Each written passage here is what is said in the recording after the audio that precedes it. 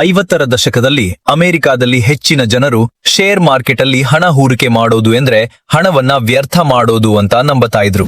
Peter ಅನ್ನೋ ಹುಡುಗನ ಕುಟುಂಬದಲ್ಲೂ ಇದೇ ರೀತಿಯ ಮನೋಭಾವವಿತ್ತು. ಪೀಟರ್ನ ಕುಟುಂಬದವರು ಯಾವತ್ತೂ ಶೇರ್ ಮಾರ್ಕೆಟ್ ಬಗ್ಗೆ ಮಾತಾಡ್ತಾ ಇರಲಿಲ್ಲ.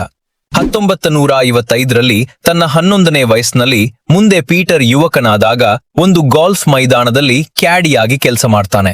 ಕ್ಯಾಡಿ ಅಂದ್ರೆ ಗಾಲ್ಫ್ ಆಟಗಾರರ ಬ್ಯಾಗ್ಗಳನ್ನ ಹೊತ್ತುಕೊಂಡು ಹೋಗುವ ವ್ಯಕ್ತಿ. ಸಾಮಾನ್ಯವಾಗಿ ಗಾಲ್ಫ್ ಒಂದು ಶ್ರೀಮಂತರ ಆಟ ಆಗಿರೋದ್ರಿಂದ ಪೀಟರ್ ಪ್ರತಿದಿನ ದೊಡ್ಡ ದೊಡ್ಡ ಉದ್ಯಮಿಗಳ ಮತ್ತು ಶ್ರೀಮಂತ ವ್ಯಕ್ತಿಗಳೊಂದಿಗೆ ಸಮಯ ಕಳೆಯುವ ಅವಕಾಶವನ್ನ ಪಡಿತಾನೆ. ಗಾಲ್ಫ್ ಆಡ್ತಿದ್ದಾಗ ಆ ಉದ್ಯಮಿಗಳು ಹೆಚ್ಚಾಗಿ ಶೇರ್ ಮಾರ್ಕೆಟ್ ಬಗ್ಗೆ ಮಾತನಾಡುವುದನ್ನ ಅವನು ಗಮನಿಸ್ತಾನೆ. ಕೆಲವೊಮ್ಮೆ ಅವರು ತಮ್ಮ ಆಯ್ಕೆ ಮಾಡಿದ ಷೇರುಗಳು ಮಲ್ಟಿ ಬ್ಯಾಗರ್ ಆದ ಕಾರಣ ಸಂತೋಷದಿಂದ ಸಂಭ್ರಮಿಸ್ತಾ ಇದ್ರು.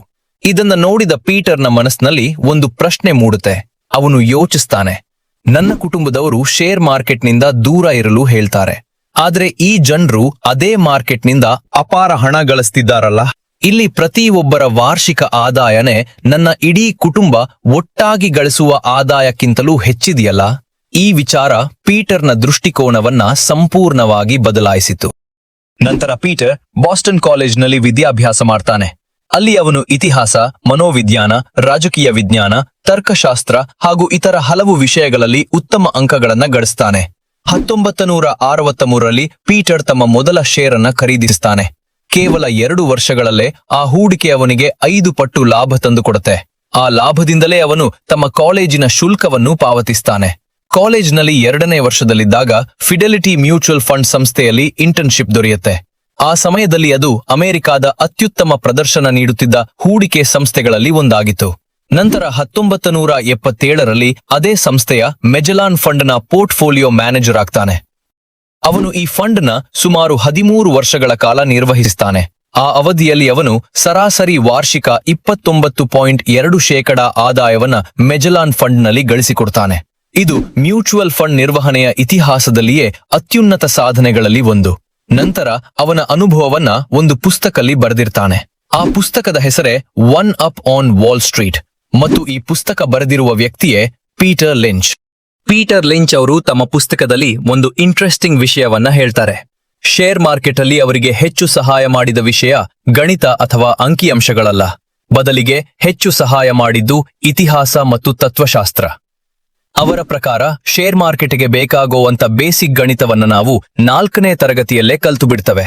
ಇನ್ವೆಸ್ಟ್ಮೆಂಟ್ ಅಲ್ಲಿ ನಿಜವಾದ ಯಶಸ್ಸು ಪಡೆಯೋದಕ್ಕೆ ಮುಖ್ಯ ಆದದ್ದು ಸರಿಯಾದ ಆಲೋಚನೆ ಮತ್ತು ಸರಿಯಾದ ನಿರ್ಧಾರ ತೆಗೆದುಕೊಳ್ಳೋ ಸಾಮರ್ಥ್ಯ. ಸ್ನೇಹಿತರೆ, ಇಂದು ನಾನು ನಿಮ್ಮೊಂದಿಗೆ ನಿಮ್ಮ ಜೀವನವನ್ನೇ ಬದಲಾಯಿಸಬಲ್ಲ ಒಂದು ಅದ್ಭುತ ಪುಸ್ತಕದ ಸಾರಾಂಶವನ್ನ ಹಂಚಿಕೊಳ್ತಾ ಇದ್ದೇನೆ. ಈ ಪುಸ್ತಕ ನಿಮಗೆ ಷೇರು ಮಾರುಕಟ್ಟೆಯಲ್ಲಿ ಒಬ್ಬ ಪರಿಣಿತ ಇನ್ವೆಸ್ಟರ್ ಆಗೋದಕ್ಕೆ ಸಹಾಯ ಮಾಡುತ್ತೆ ಮತ್ತು ದೊಡ್ಡ ದೊಡ್ಡ ಷೇರು ಮಾರುಕಟ್ಟೆಯ ಹೂಡಿಕೆದಾರರನ್ನು ಸುಲಭವಾಗಿ ಮೀರಿಸುವ ಸಾಮರ್ಥ್ಯವನ್ನ ಪಡೆಯಬಹುದು. ಅದಕ್ಕಾಗಿ ನೀವು ಮಾಡಬೇಕಾದದ್ದು ಇಷ್ಟೇ, ಈ ವಿಡಿಯೋವನ್ನ ಕೊನೆಯವರೆಗೂ ನೋಡಿ. ಸ್ನೇಹಿತರೆ, ಈ ವಿಡಿಯೋ ಮಾಡಿರೋದು ಕೇವಲ ಶಿಕ್ಷಣದ ಉದ್ದೇಶದಿಂದ ಮಾತ್ರ ಆಗಿದೆ. ಈ ಪುಸ್ತಕದಲ್ಲಿ ಕೊಟ್ಟಿರುವ ಷೇರುಗಳ ಆಯ್ಕೆ ಮಾಡುವ ಮೊದಲು ಕಂಪನಿಗಳ ಬೆಳವಣಿಗೆಯ ಆಧಾರದ ಮೇಲೆ ಮಾಡಬೇಕಾದ 6 ಗುಂಪುಗಳ ಬಗ್ಗೆ ಇವತ್ತಿನ ವಿಡಿಯೋದಲ್ಲಿ ನೋಡೋಣ. ದ 6 ಕ್ಯಾಟಗರೀಸ್, ಷೇರುಗಳ 6 ವರ್ಗಗಳು. ಸ್ನೇಹಿತರೆ, ಭಾರತೀಯ ಷೇರು ಮಾರುಕಟ್ಟೆಯಲ್ಲಿ 5,900ಕ್ಕೂ ಹೆಚ್ಚು ಕಂಪನಿಗಳ ಷೇರುಗಳಿವೆ. ಈ ಎಲ್ಲ ಕಂಪನಿಗಳ ಬೆಳವಣಿಗೆಯ ವೇಗ ಒಂದೇ ರೀತಿಯಲ್ಲಿ ಇರೋದಿಲ್ಲ. ಆದ್ದರಿಂದ ಎಲ್ಲಾ ಷೇರುಗಳನ್ನ ಒಂದೇ ರೀತಿಯಲ್ಲಿ ಪರಿಗಣಿಸೋದು ತಪ್ಪಾಗುತ್ತೆ. ಎಲ್ಲದಕ್ಕಿಂತ ಮುಖ್ಯವಾದ ವಿಷಯ ಅಂದ್ರೆ ಈ 6 ವರ್ಗಗಳನ್ನ ಗುರುತಿಸೋದು ನಿಮಗೆ ತಿಳಿದಿರಬೇಕು. ಮೊದಲ ಕ್ಯಾಟಗರಿ, ನಿಧಾನವಾಗಿ ಬೆಳೆಯುವ ಕಂಪನಿಗಳು, ಸ್ಲೋ ಗ್ರೋವರ್ಸ್.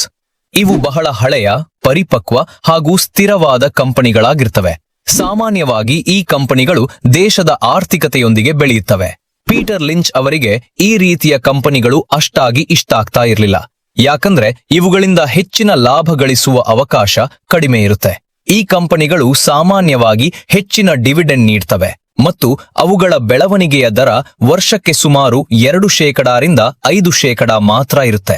ಭಾರತೀಯ ಆರ್ಥಿಕತೆಯನ್ನ ಪರಿಗಣಿಸಿದ್ರೆ ಇವು ವರ್ಷಕ್ಕೆ ಸುಮಾರು 5%ರಿಂದ 10%ರಷ್ಟು ಬೆಳೆಯಬಹುದು. ಉದಾಹರಣೆ ನೋಡೋದಾದ್ರೆ ವಿಪ್ರೋ, ಡಾಬರ್ ಅಂತಹ ಕಂಪನಿಗಳು ಈ ಕ್ಯಾಟಗರಿಯಲ್ಲಿ ಬರ್ತವೆ. ಎರಡನೆಯ ಕ್ಯಾಟಗರಿಯಲ್ಲಿ ಬರುವಂತಹ ಕಂಪನಿಗಳೆಂದ್ರೆ ಸ್ಥಿರವಾಗಿ ಬೆಳೆಯುವ ಕಂಪನಿಗಳು, ಸ್ಟಾಲ್ವರ್ಡ್ಸ್. ಇವು ಈಗಾಗಲೇ ದೊಡ್ಡ ಕಂಪನಿಗಳಾಗಿದ್ದರೂ ಮುಂದೆಯೂ ಉತ್ತಮ ಬೆಳವಣಿಗೆ ಸಾಧಿಸುವ ಸಾಮರ್ಥ್ಯ ಹೊಂದಿರುತ್ತವೆ. ಪೀಟರ್ ಲಿಂಚ್ ಅವರ ಪ್ರಕಾರ ಇಂತಹ ಕಂಪನಿಗಳು ಸಾಮಾನ್ಯವಾಗಿ ವರ್ಷಕ್ಕೆ 10% 12% ಬೆಳೆಯುತ್ತವೆ. ಆದರೆ ಭಾರತದಲ್ಲಿ ಆರ್ಥಿಕ ಬೆಳವಣಿಗೆ ವೇಗವಾಗಿರೋದ್ರಿಂದ ಸುಮಾರು 20% ವಾರ್ಷಿಕ ಬೆಳವಣಿಗೆಯೂ ಸಾಧ್ಯ. ನನ್ನ ಅಭಿಪ್ರಾಯದಲ್ಲಿ ಇದು ಅತ್ಯುತ್ತಮ ಬೆಳವಣಿಗೆಯ ದರ ಆಗಿದೆ. ಇಲ್ಲಿ ನಮ್ಮ ಹಣ ಕಳೆದುಕೊಳ್ಳುವ ಸಾಧ್ಯತೆ ಬಹಳ ಕಡಿಮೆ. ಒಮ್ಮೆ ಯೋಚನೆ ಮಾಡಿ, tighten company limited, Bajaj finance limited ಮೊದಲಾದ ಕಂಪನಿಗಳಲ್ಲಿ ನಿಮ್ಮ ಸಂಪೂರ್ಣ ಹಣ ಕಳೆದು ಹೋಗುವ ಸಾಧ್ಯತೆ ಎಷ್ಟು ಅಂತ. ಇವು ಕಂಪನಿಗಳು ವಾರ್ಷಿಕ ಸರಾಸರಿ 18-20% ಲಾಭಾಂಶ ಅಂದ್ರೆ ನೆಟ್ ಪ್ರಾಫಿಟ್ ಬೆಳವಣಿಗೆಯನ್ನ ನೀಡಿವೆ. ಮೂರನೆಯದು, ವೇಗವಾಗಿ ಬೆಳೆಯುವ ಕಂಪನಿಗಳು, ಫಾಸ್ಟ್ ಗ್ರೋವರ್ಸ್. ಪೀಟರ್ ಲಿಂಚ್ ಅವರು ಅತಿ ಹೆಚ್ಚು ಇಷ್ಟಪಡುವ ವರ್ಗ ಅಂದ್ರೆ ಇದೆ. ಅವರು ಇಂತಹ ಕಂಪನಿಗಳನ್ನ ಆರಂಭಿಕ ಹಂತದಲ್ಲೇ ಗುರುತಿಸ್ತಾ ಇದ್ರು. ಯಾಕೆಂದ್ರೆ ಇವು ಭವಿಷ್ಯದಲ್ಲಿ ಅತ್ಯಂತ ವೇಗವಾಗಿ ಬೆಳೆಯುತ್ತವೆ ಎಂಬ ವಿಶ್ವಾಸ ಅವರಿಗೆ ಇತ್ತು. ನಂತರ ಅವರು ಆ ಷೇರುಗಳನ್ನ ದೀರ್ಘಕಾಲದವರೆಗೆ ತಮ್ಮ ಬಳಿ ಇಟ್ಟುಕೊಳ್ತಾ ಇದ್ರು. ಈ ಕ್ಯಾಟಗರಿಯ ಕಂಪನಿಗಳು ಹಲವು ಪಟ್ಟು ಲಾಭವನ್ನ ನೀಡ್ತವೆ. ಕೆಲವೇ ವರ್ಷಗಳಲ್ಲಿ ನಿಮ್ಮ ಹಣ 2 ಅಥವಾ 3 ಪಟ್ಟು ಮಾತ್ರವಲ್ಲ, 10 ಪಟ್ಟು ಹೆಚ್ಚಾಗುವ ಸಾಧ್ಯತೆಯೂ ಇರುತ್ತೆ. ಉದಾಹರಣೆಗೆ, ರಾಕೇಶ್ ಜುಂಜುನ್ವಾಲಾ ಅವರು 2003ರಲ್ಲಿ ಟೈಟನ್ ಕಂಪನಿಯ ಷೇರನ್ನು ಸುಮಾರು ₹3 ಖರೀದಿಸಿದ್ದರು. ಇಂದು ಅದರ ಬೆಲೆ ₹4,800ಗಿಂತಲೂ ಹೆಚ್ಚಾಗಿದೆ. 2003ರಲ್ಲಿ ರಾಕೇಶ್ ಜುಂಜುನ್ವಾಲಾ ಅವರು ಟೈಟನ್ ಕಂಪನಿ ಖರೀದಿಸುವ ಸಂದರ್ಭದಲ್ಲಿ ಅದು ಫಾಸ್ಟ್ ಗ್ರೋವರ್ ಕ್ಯಾಟಗರಿಯಲ್ಲಿತ್ತು. ಅದು ಸಣ್ಣ ಕಂಪನಿಯಾಗಿತ್ತು. 2003ರ ಸಂದರ್ಭದಲ್ಲಿ ಟೈಟನ್ ಕಂಪನಿ ಜ್ಯುವೆಲ್ಲರಿ ಬಿಸಿನೆಸ್ ಕ್ಷೇತ್ರಕ್ಕೆ ಕಾಲಿಟ್ಟಿತ್ತು. ಅದು ಜ್ಯುವೆಲ್ಲರಿ ಬಿಸಿನೆಸ್ ಕ್ಷೇತ್ರ ಅನ್ಆರ್ಗನೈಸ್ಡ್ ಮಾರ್ಕೆಟ್ನಿಂದ ಆರ್ಗನೈಸ್ಡ್ ಮಾರ್ಕೆಟ್ ಕಡೆ ಮುಖ ಮಾಡ್ತಾ ಇರುವ ಆರಂಭದ ದಿನಗಳು. ಅದಕ್ಕಿಂತ ಮುಂಚೆ ಬಹಳಷ್ಟು ಗ್ರಾಹಕರು ಅಕ್ಕಸಾಲಿಗರು ಅಂದ್ರೆ ಸೋನಗಾರರ ಹತ್ತಿರ ಆಭರಣಗಳನ್ನ ಖರೀದಿಸುತ್ತಿದ್ದರು. ಆದರೆ ಟೈಟನ್ ಕಂಪನಿ ಈಗ ಸ್ಟಾಲ್ವರ್ಟ್ಸ್ ಕ್ಯಾಟಗರಿ ಅಂದ್ರೆ ಸ್ಥಿರವಾಗಿ ಬೆಳೆಯುವ ಕಂಪನಿಗಳ ಕ್ಯಾಟಗರಿ ಬರುತ್ತೆ. ಯಾಕಂದ್ರೆ ಈಗ ಇದು ಒಂದು ದೊಡ್ಡ ಕಂಪನಿ. 4ನೆಯ ಕ್ಯಾಟಗರಿ ಅಂದ್ರೆ ಸಿಕ್ಲಿಕಲ್ ಸ್ಟಾಕ್ಸ್. ಇಂತಹ ಕಂಪನಿಗಳ ಆದಾಯ, ಲಾಭ ಮತ್ತು ಷೇರು ಬೆಲೆಗಳು ವ್ಯವಹಾರ ಸೈಕಲ್ ಪ್ರಕಾರ ಏರಿಳಿತ ಆಗ್ತಾ ಇರುತ್ತೆ. ಇಂತಹ ಕಂಪನಿಗಳಲ್ಲಿ ಹೂಡಿಕೆ ಮಾಡುವ ಟೈಮಿಂಗ್ ಬಹಳ ಮುಖ್ಯವಾಗಿರುತ್ತೆ. ತಪ್ಪಾದ ಸಮಯದಲ್ಲಿ ಹೂಡಿಕೆ ಮಾಡಿದ ವ್ಯಕ್ತಿ ಸಿಕ್ಕಿ ಹಾಕಿಕೊಳ್ಳುತ್ತಾನೆ. ಸಾಮಾನ್ಯವಾಗಿ ಈ ಕ್ಯಾಟಗರಿಯಲ್ಲಿ ಬರುವಂತಹ ಕಂಪನಿಗಳು ಆರ್ಥಿಕ ಸಂಕಷ್ಟದ ಸಮಯದಲ್ಲಿ ಜನ ಖರೀದಿ ಮಾಡದ ವಸ್ತುಗಳನ್ನ ಮಾರಾಟ ಮಾಡುತ್ತವೆ. ಇದಕ್ಕೆ ಉದಾಹರಣೆಗಳೆಂದ್ರೆ ಆಟೋಮೊಬೈಲ್ ಉದ್ಯಮ, ರಿಯಲ್ ಎಸ್ಟೇಟ್ ಉದ್ಯಮ.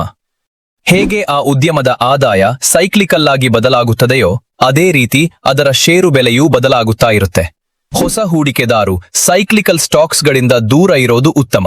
ಯಾಕಂದ್ರೆ ಹೆಚ್ಚಿನ ಹೊಸ ಹೂಡಿಕೆದಾರರು ಬುಲ್ ಮಾರ್ಕೆಟ್ ಸಮಯದಲ್ಲಿ ಅಂದ್ರೆ ಶೇರ್ ಪ್ರೈಸ್ ಹೈ ಇದ್ದ ಸಮಯದಲ್ಲೇ ಮಾರ್ಕೆಟ್ಗೆ ಬರ್ತಾರೆ.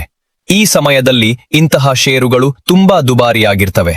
ನಂತರ ಮಾರುಕಟ್ಟೆ ಕುಸಿದಾಗ ಈ ಷೇರುಗಳು 50% ಅಥವಾ ಅದಕ್ಕಿಂತ ಹೆಚ್ಚು ಕುಸಿಯುವ ಸಾಧ್ಯತೆ ಹೆಚ್ಚಿರುತ್ತೆ.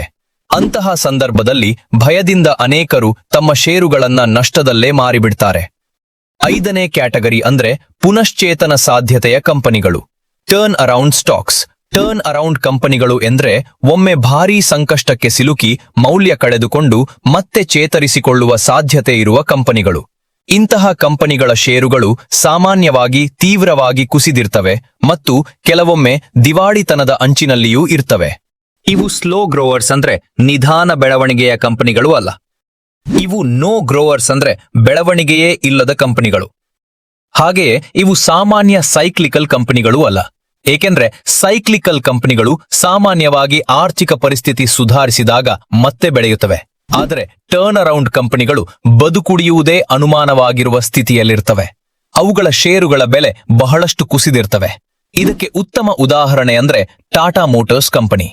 ಫೈನಾನ್ಷಿಯಲ್ ಇಯರ್ 2015ರಲ್ಲಿ 14,000 ಕೋಟಿ ನಿವ್ವಳ ಲಾಭ ಗಳಿಸುತ್ತಿದ್ದ ಕಂಪನಿ 2019ರ ಹೊತ್ತಿಗೆ ದಿವಾಳಿ ಹಂತಕ್ಕೆ ತಲುಪಿತು. ಫೈನಾನ್ಷಿಯಲ್ ಇಯರ್ 2019ರಲ್ಲಿ 28,000 ಕೋಟಿಗೂ ಅಧಿಕ ನಷ್ಟವನ್ನ ಅನುಭವಿಸಿತು. ಇದರ ಜೊತೆಗೆ ಸಾಲದ ಸುಳಿಗೂ ಸಿಲುಕಿತ್ತು. ಕಂಪನಿ ಷೇರು ಬೆಲೆ 90% ತನಕ ಕುಸಿದಿತ್ತು. ಈಗ ಮತ್ತೆ ಚೇತರಿಸಿಕೊಂಡು 30,000 ಕೋಟಿಗೂ ಅಧಿಕ ನಿವ್ವಳ ಲಾಭವನ್ನ ಮಾಡ್ತಾ ಇದೆ. ಭಾರತದಲ್ಲಿ ಟರ್ನ್ ಅರೌಂಡ್ ಹಂತದಲ್ಲಿರುವ ಕಂಪನಿಗೆ ಉತ್ತಮ ಉದಾಹರಣೆ ಅಂದ್ರೆ Suzlon energy limited. Renewable energy ಕ್ಷೇತ್ರದಲ್ಲಿ ಕೆಲಸ ಮಾಡುತ್ತಿರುವಂತಹ ಈ ಕಂಪನಿಯ ಆದಾಯ 2009ರಲ್ಲಿ 26,000 ಕೋಟಿ ಇತ್ತು. 2008ರಲ್ಲಿ ನೆಟ್ ಪ್ರಾಫಿಟ್ 1,000 ಕೋಟಿಯಷ್ಟು ಇತ್ತು. ನಂತರದ ದಿನಗಳಲ್ಲಿ ಸಾಲ ಮತ್ತು ಕಳಪೆ ನಿರ್ವಹಣೆಯಿಂದ ಭಾರೀ ಸಂಕಷ್ಟಕ್ಕೆ ಸಿಲುಕಿ ಮೌಲ್ಯವನ್ನ ಕಳೆದುಕೊಂಡಿತ್ತು. 2020 ಹೊತ್ತಿಗೆ ಕಂಪನಿ ತೀವ್ರ ಆರ್ಥಿಕ ಸಂಕಷ್ಟಕ್ಕೆ ಸಿಲುಕಿತು. ಈ ಸಂದರ್ಭದಲ್ಲಿ 2,000 ಕೋಟಿಗೂ ಅಧಿಕ ನಷ್ಟದಲ್ಲಿತ್ತು. ಇಲ್ಲಿಯವರೆಗೆ ಷೇರು ಬೆಲೆ 98% ತನಕ ಕುಸಿದಿತ್ತು. ಇದು ಈಗ ಚೇತರಿಕೆಯ ಹಾದಿಯಲ್ಲಿದೆ. ಆದರೂ ಕೂಡ ಇದು ಜುಲೈ 2026 ಷೇರು ಬೆಲೆ ನೋಡಿದ್ರೆ ಜನವರಿ 2008ರಲ್ಲಿ ಇದ್ದ ಬೆಲೆಗಿಂತ 87% ಕೆಳಗೆ ಇದೆ. ಆದರೆ ಈಗ ಇದರ ಆದಾಯ ಮತ್ತು ಲಾಭ ಮತ್ತೆ ಹೆಚ್ಚಾಗ್ತಾ ಇದೆ. ಫೈನಾನ್ಸಿಯಲ್ ಇಯರ್ 26ರಲ್ಲಿ ಇದರ ನೆಟ್ ಪ್ರಾಫಿಟ್ 3,000 ಕೋಟಿಗೂ ಹೆಚ್ಚಿತ್ತು. ಇಲ್ಲಿ ನಾವು ಗಮನಿಸಬೇಕಾದ ಸಂಗತಿ ಅಂದ್ರೆ ಸರಿಯಾದ ಸಮಯಕ್ಕೆ ಬೆಂಬಲ ಮತ್ತು ಉತ್ತಮ ನಿರ್ವಹಣೆ ದೊರೆತರೆ ಇವು ಮತ್ತೆ ಉತ್ತಮ ಕಂಪನಿಗಳಾಗಿ ಹೊರಹೊಮ್ಮುವ ಸಾಧ್ಯತೆ ಇರುತ್ತೆ. ಆದ್ರೆ ಹಾಗಾಗದಿದ್ರೆ ಸಂಪೂರ್ಣವಾಗಿ ಮುಚ್ಚುವ ಪರಿಸ್ಥಿತಿಯೂ ಎದುರಾಗಬಹುದು. 6ನೇ ಕ್ಯಾಟಗರಿಯಲ್ಲಿ ಬರುವಂತಹ ಕಂಪನಿಗಳೆಂದ್ರೆ ಮರೆಮಾಚಿದ ಆಸ್ತಿ ಹೊಂದಿರುವ ಕಂಪನಿಗಳು, ಆಸೆಟ್ ಪ್ಲೇಸ್. ಸಿಂಪಲ್ ಆಗಿ ಹೇಳೋದಾದ್ರೆ ಒಂದು ಕಂಪನಿಯ ಷೇರು ಮಾರುಕಟ್ಟೆಯ ಮೌಲ್ಯ ಅಂದ್ರೆ ಮಾರ್ಕೆಟ್ ಕ್ಯಾಪಿಟಲೈಸೇಷನ್ ಅದರ ನಿಜವಾದ ಆಸ್ತಿಗಳ ಅಂದ್ರೆ ನೆಟ್ ಆಸೆಟ್ ಮೌಲ್ಯಕ್ಕಿಂತ ಕಡಿಮೆಯಾಗಿರುವ ಕಂಪನಿ. ಇಂತಹ ಕಂಪನಿಗಳ ಬಳಿ ಮಾರುಕಟ್ಟೆ ಸರಿಯಾಗಿ ಗುರುತಿಸದ ಮೌಲ್ಯಯುತ ಆಸ್ತಿಗಳಿರ್ತವೆ. ಅವು ಹೆಚ್ಚುವರಿ ನಗದು, ಹೆಚ್ಚುವರಿ ಸ್ಟಾಕ್ ಅಂದ್ರೆ ಇನ್ವೆಂಟ್ರಿ ಅಥವಾ ಅಮೂಲ್ಯ ರಿಯಲ್ ಎಸ್ಟೇಟ್ ಆಸ್ತಿಗಳಾಗಿರಬಹುದು. ಹೂಡಿಕೆ ದಿಗ್ಗಜರಾದ ಬೆಂಜಮಿನ್ ಗ್ರಾಹಂ ಅವರಿಗೆ ಇಂತಹ ಕಂಪನಿಗಳು ಬಹಳ ಇಷ್ಟ ಆಗಿರ್ತಾ ಇದ್ವು. ಸ್ನೇಹಿತರೆ, ಭಾರತದಲ್ಲಿ ನೆಟ್ ಅಸೆಟ್ ಮೌಲ್ಯಕ್ಕಿಂತ ಕಡಿಮೆ ಮಾರ್ಕೆಟ್ ಕ್ಯಾಪಿಟಲೈಸೇಷನ್ ಇರುವಂತಹ ಉತ್ತಮ ಕಂಪನಿಗಳು ಸಿಗುವ ಸಾಧ್ಯತೆ ಕಡಿಮೆ. ನಾವು ಇದನ್ನ ಪಿಬಿ ರೇಷಿಯೋ ಅಂದ್ರೆ ಪ್ರೈಸ್ ಟು ಬುಕ್ ವ್ಯಾಲ್ಯೂ ರೇಷಿಯೋದಲ್ಲಿ ಅಳಿಬಹುದು. ಸ್ನೇಹಿತರೆ, ಷೇರುಗಳ ಆಯ್ಕೆ ಮಾಡುವ ಮೊದಲು ಪುಸ್ತಕದಲ್ಲಿ ಕೊಟ್ಟಿರುವ ಮಾಡಬೇಕಾದ 6 ಗುಂಪುಗಳ ಬಗ್ಗೆ ನೋಡಿದ್ವಿ. ಸ್ನೇಹಿತರೆ, ಮುಂದಿನ ವಿಡಿಯೋದಲ್ಲಿ ಒಬ್ಬ ಸಾಮಾನ್ಯ ಇಂಡಿವಿಜುವಲ್ ಇನ್ವೆಸ್ಟರ್ ಕೂಡ ಎಕ್ಸ್ಪರ್ಟ್ಸ್ ಇನ್ವೆಸ್ಟರ್ ಅಂದ್ರೆ ಫಂಡ್ ಮ್ಯಾನೇಜರ್ ಅನ್ನ ಹೇಗೆ ಮೀರಿಸಬಹುದು, 10 ಪಟ್ಟು ಲಾಭ ನೀಡುವ ಷೇರುಗಳ 10 ಲಕ್ಷಣಗಳು ಏನು ಮತ್ತು ದೂರ ಇರಬೇಕಾದ ಷೇರುಗಳನ್ನ ಗುರುತಿಸೋದು ಹೇಗೆ ಅನ್ನೋದನ್ನ ತಿಳಿದುಕೊಳ್ಳೋಣ.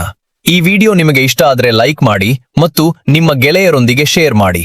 ಇಂತಹ ಇನ್ನಷ್ಟು ಮಾಹಿತಿಗಾಗಿ ಚಾನೆಲ್ ಸಬ್ಸ್ಕ್ರೈಬ್ ಮಾಡಿ. ಜೈ ಕರ್ನಾಟಕ, ಜೈ ಹಿಂದ್.